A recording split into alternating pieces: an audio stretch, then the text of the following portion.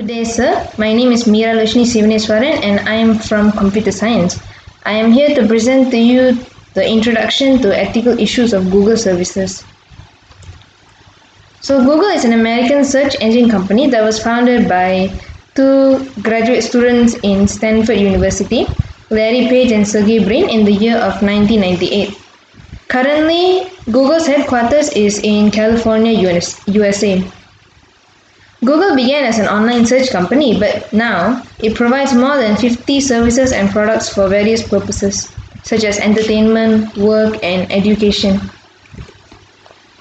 Larry Page and Sergey Brin met at Stanford University as graduate students, and the two of them were inspired by the idea of being able to gather and collect huge amounts of data that was piling up on the web.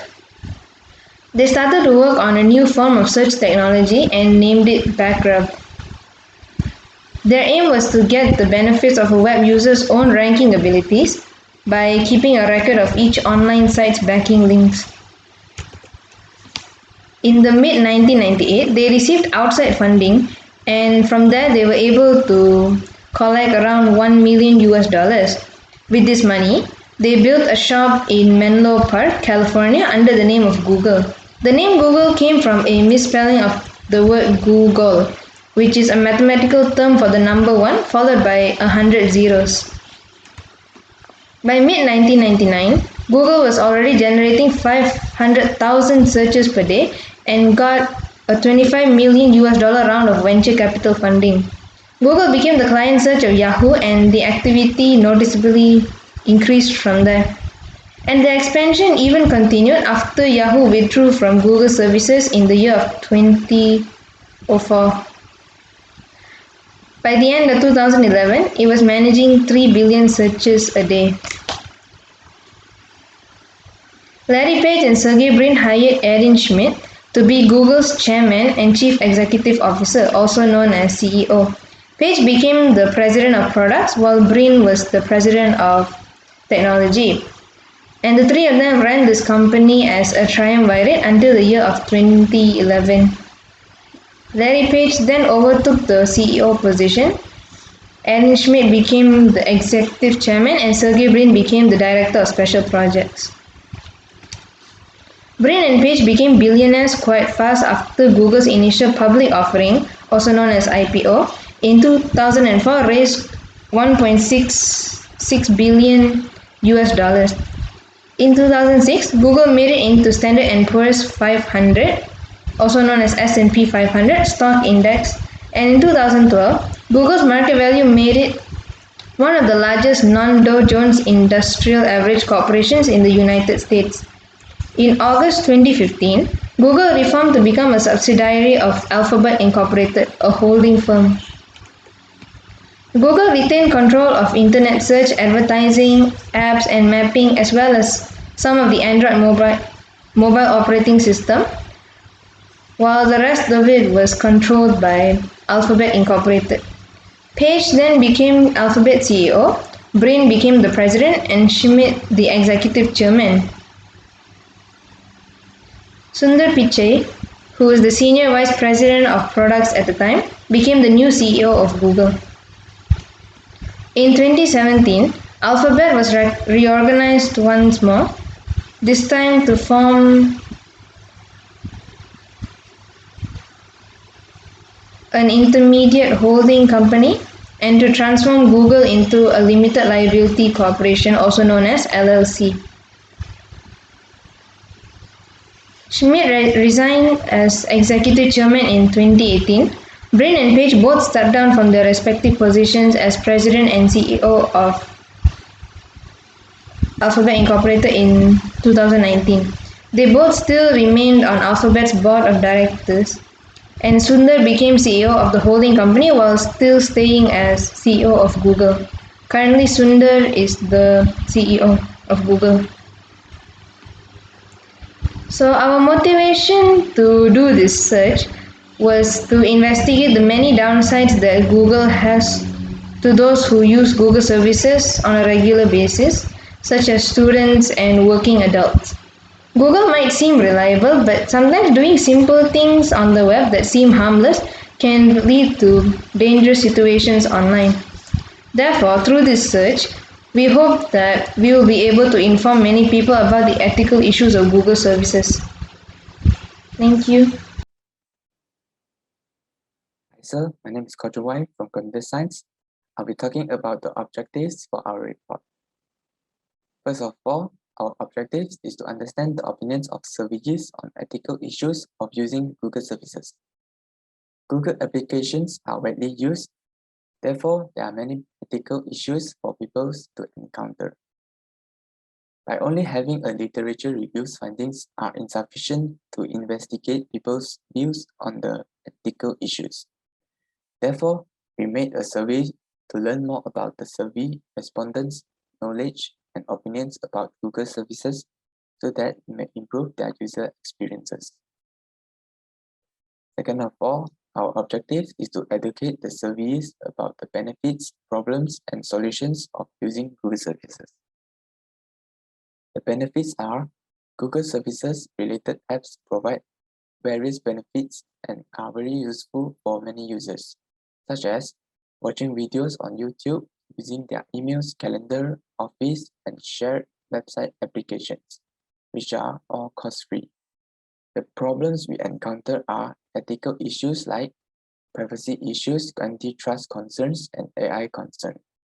So our solutions is making a survey so that you can learn more about the surveys' perceptions of Google services and use this as an opportunity to educate them on how to solve the problems they experience.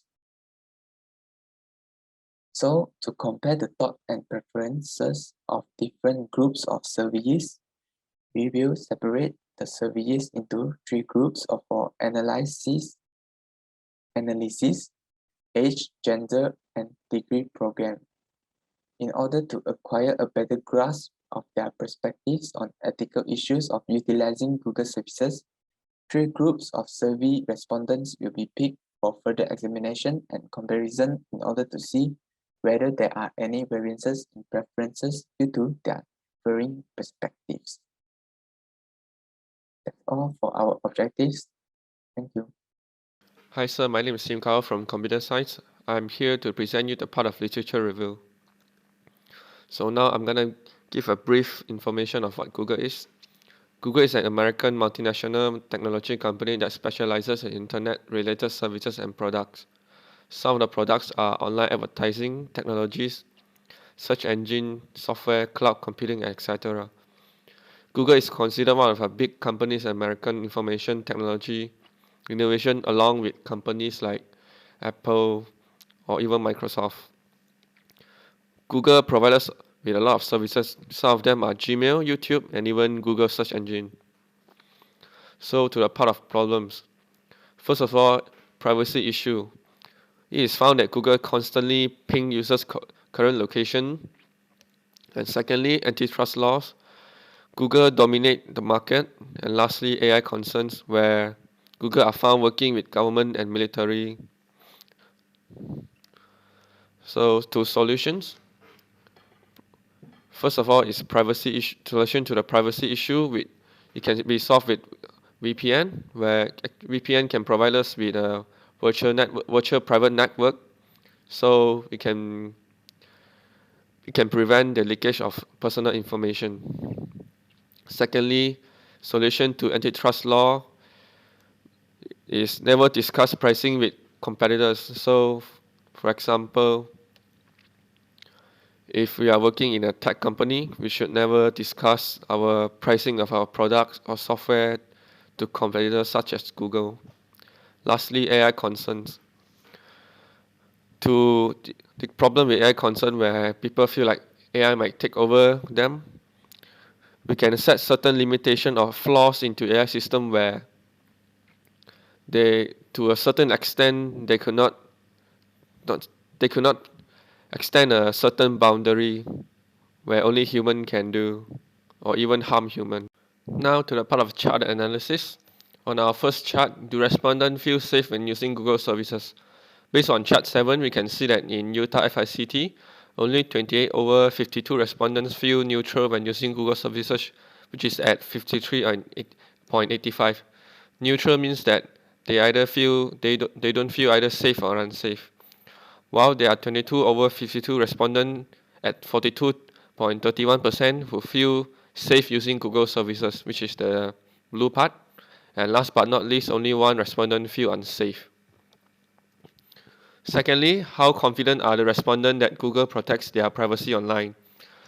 Chart 8 shows the demographic of how confident are the respondents in Utah FICT that Google services are protecting their privacy.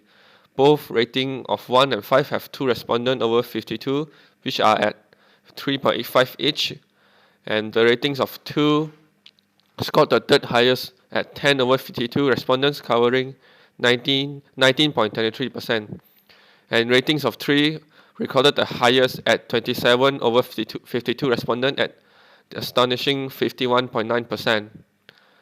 Then last but not least, ratings of 4 have 11 over 52 respondents at 21.2%.